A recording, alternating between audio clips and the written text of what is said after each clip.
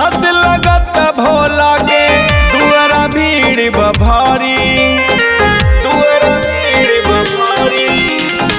पंडा बाबा जल ढारे के कई हले तैयारी।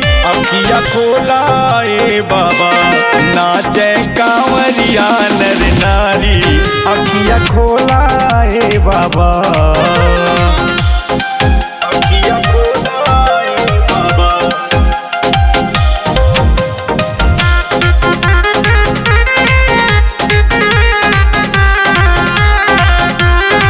शिव का डमरू डम डम बाजे, दुश्मन थर थर्राए। नेत्र तीसरा खुल जाए तो कामदेव भय खाए।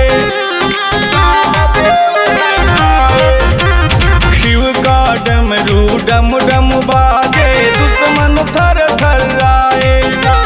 नेत्र तीसरा खुल जाए तो कामदेव भय खाए।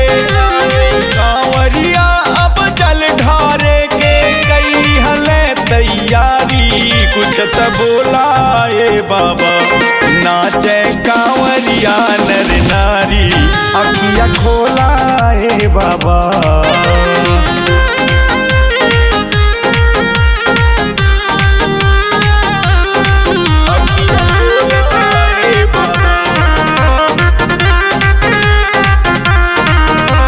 बन हनुमंत सहाय बने तुम, सीता की सुधि लाए। संजीवनी बूटी ला करके लक्ष्मण जान बचाए, लक्ष्मण जान बचाए। बन हनुमंत सहाय बने तुम, सीता की सुधि लाए। संजीवनी बूटी ला करके लक्ष्मण जान बचाए। कांवर लेके गीत सुनावे अइले राजन तिवारी। कुछ त बोला ए बाबा नाचे कांवरिया नर नारी। अखिया खोला ए बाबा।